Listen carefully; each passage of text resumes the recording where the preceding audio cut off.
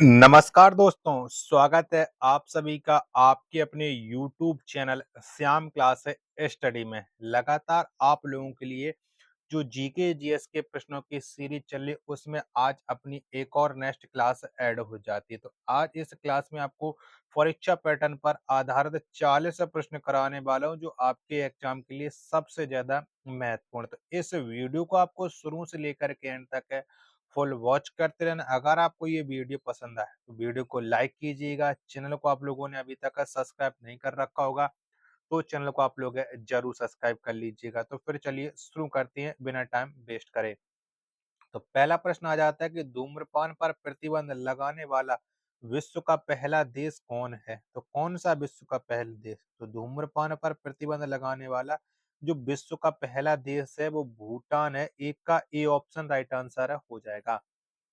दूसरा प्रश्न आ जाता है गोल्ड पर्वत कहाँ स्थित है? तो कौन से देश में ये गोल्ड पर्वत है? तो गोल्ड पर्वत ये अमेरिका में है। सी ऑप्शन राइट आंसर हो जाएगा। तीसरा प्रश्न आ जाता है कि नेहरू पर्वतारोहण संस्थान किस राज्य में अवस्थित है? तो कहाँ पर है? तो नेहरू पर्वतारोहण जो संस्थान है ये उत्तराखंड में है। 3 का बी ऑप्शन देने वाले सभी लोगों का करेक्ट आंसर हो जाएगा।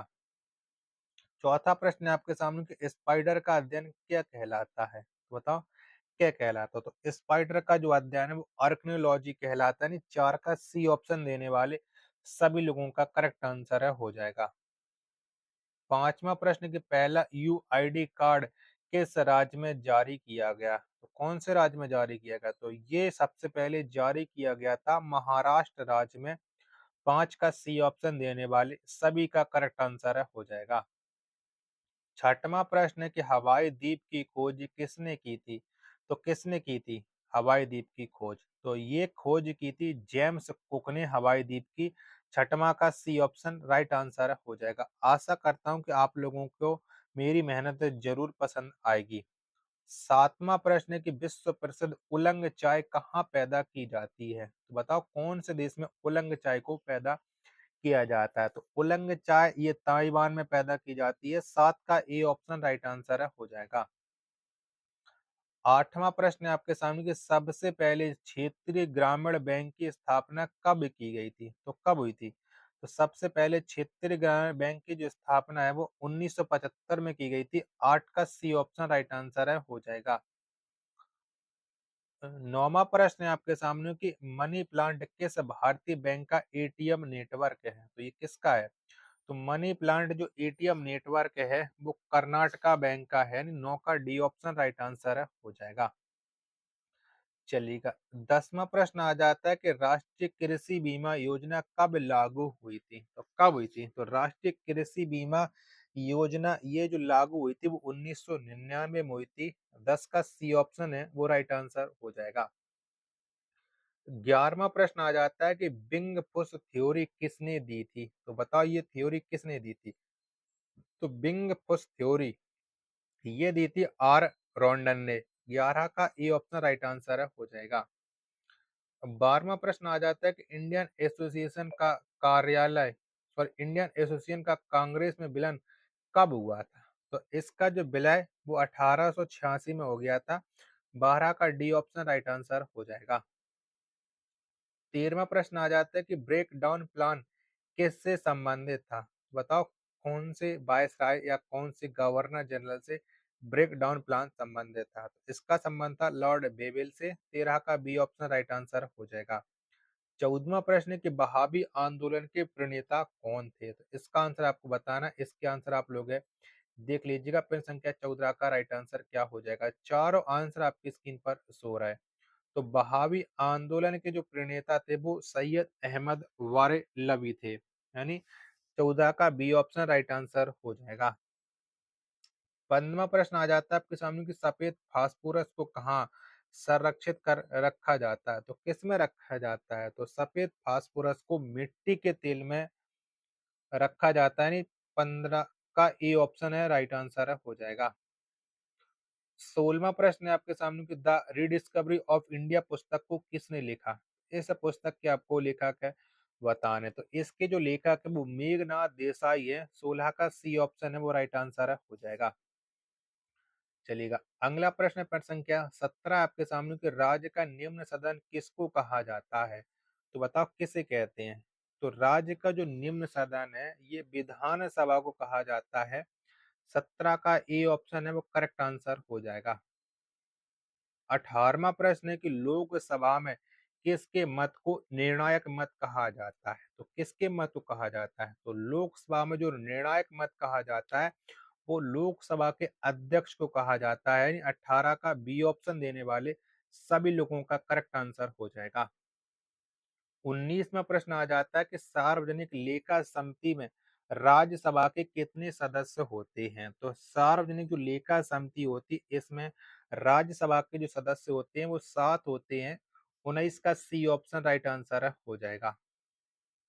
20वां प्रश्न है कि किस संविधान संशोधन के तहत लोकसभा के कार्यकाल को 6 वर्ष से घटा करके 5 वर्ष कर दिया गया? तो ये कौन से संविधान संशोधन के तहत किया गया था? तो ये 44वां संशोधन तहत किया गया था। 20 का ए ऑप्शन है वो राइट आंसर हो जाएगा। 21वां प्रश्न आ जाता है आपके सामने कि राष्ट्रीय सुरक्षा परिषद का प्रधान कौन होता है? बताओ कौन होता है? तो राष्ट्रीय सुरक्षा परिषद का जो प्रधान है वो प्रधानमंत्री होता है। यानी 21 का बी ऑप्शन करेक्ट आंसर हो जाएगा। 22वां प्रश्न है आपके सामने कि बेसिलिका ऑफ जीसस कहाँ स्थित है? तो बताओ कहाँ पर है? तो बेसिलिका ऑफ जीसस ये स्थित है गोवा में। 22 का ए ऑप्शन करेक्ट आंसर हो जाएगा।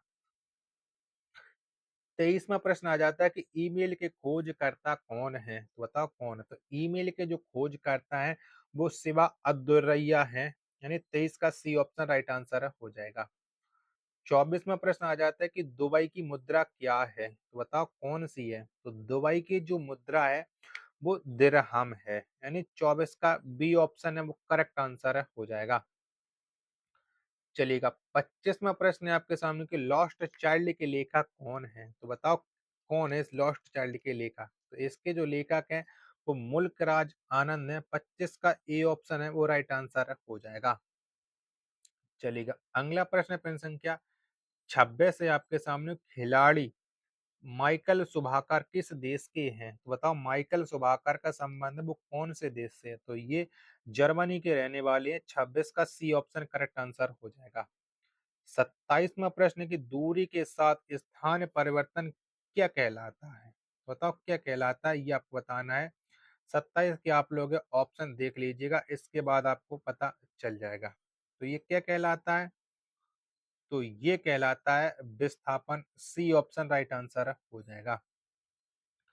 चलिएगा। 28वां प्रश्न है आपके सामने कि आर्थिक उदारीकरण का जनक किसे कहा जाता है? तो बताओ किसे बोलते हैं? तो आर्थिक उदारीकरण का जो जनक है वो डॉक्टर मनमोहन सिंह को कहा जाता है। 28 का सी ऑप्शन है वो राइट आंसर हो जाएगा। 29वां प्रश्न है कि भूमध्य सागर की सीमा कितने महाद्वीपों को छूती है? तो कितने महाद्वीपों को छूती है? तो भूमध्य सागर की जो सीमा है वो 3 महाद्वीपों को छूती है। 29 का सी ऑप्शन राइट आंसर हो जाएगा। अगला प्रश्न प्रश्न संख्या 30 है आपके सामने कि बहिष्कृत भारत पत्रिका को किसने प्रारंभ किया था? तो बताओ किसके द्वारा ये प्रारंभ की गई थी? तो बहिष्कृत पत्रिका इसने जो प्रारंभ किया था वो डॉक्टर भीमराव अंबेडकर ने किया था। 30 का ए ऑप्शन है वो राइट आंसर हो जाएगा। 31वां प्रश्न आ जाता है कि चंद्रप्रभा राष्ट्रीय वन्य प्राणी अभ्यारण्य किस राज्य में स्थित है? तो ये जो स्थित है वो उत्तर प्रदेश में है। 31 का बी ऑप्शन राइट आंसर हो जाएगा। 32वां प्रश्न आ जाता है कि महमूद गजनबी ने भारत पर अंतिम आक्रमण किस वर्ष किया था? तो कब किया था? तो महमूद गजनबी ने भारत पर जो अंतिम आक्रमण किया था वो 1027 ईस्वी में किया था। 32 का बी ऑप्शन करेक्ट आंसर हो जाएगा। 33वां प्रश्न आ जाता है आपके सामने कि व्यावसायिक कर किसके द्वारा लगाया जाता है? तो बताओ किसके द्वारा लगाया जाता है? तो व्यावसायिक कर ये राज्य सरकार के द्वारा लगाया जाता है। 33 का ए ऑप्शन है वो राइट आंसर हो जाएगा। चलिएगा। अगला प्रश्न संख्या 34 है आपके सामने कि आवर्त सारणी का पहला तत्व कौन है? तो बताओ कौन सा है? तो आवर्त सारणी का जो पहला तत्व है वो हाइड्रोजन है। 34 का बी ऑप्शन राइट आंसर हो जाएगा। 35वां प्रश्न आ जाता है कि देश का पहला वस्त्र पार्क कहाँ स्थापित किया गया था? तो बताओ कहाँ पर किया गया था? तो देश का जो पहला वस्त्र पार्क है, इसे स्थापित किया गया था बेंगलुरु में, यानी 35 का डी ऑप्शन है वो राइट आंसर हो जाएगा। चलेगा। 36वां प्रश्न है आपके सामने कि मयूर सिंहासन का निर्माण करने वाला मुख्य कलाकार कौन था? तो कौन था? तो मयूर सिंहासन का निर्माण करने वाला जो मुख्य कलाकार था वो बेबादल खां था, यानी 36 का सी ऑप्शन है वो राइट आंसर है हो जाएगा। अगला प्रश्न संख्या 37 है आपके सामने कि विधान परिषद की कुल संख्या का कितना भाग विधानसभा से चुनकर आता है? तो कितना भाग आता है? तो विधान परिषद की कुल संख्या का 1/3 भाग विधानसभा से चुन करके आता है। 37 का बी ऑप्शन राइट आंसर हो जाएगा। 38वां प्रश्न है आपके सामने कि भारतीय संविधान के किस अनुच्छेद में धन विधेयक परिभाषित है? तो बताइए कौन से अनुच्छेद में? तो धन विधेयक को अनुच्छेद संख्या 110 में बताया गया है। 38 का बी ऑप्शन राइट आंसर हो जाएगा। आशा करता हूँ कि आपको ये वीडियो ज़रूर पसंद आ रही होगी, तो प्लीज़ वीडियो को लाइक कीजिएगा।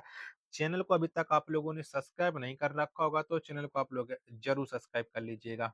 मिलते हैं फिर अपने एक और नेक्स्ट वीडियो के साथ, तब तक के लिए धन्यवाद। जय हिंद, वंदे मातरम।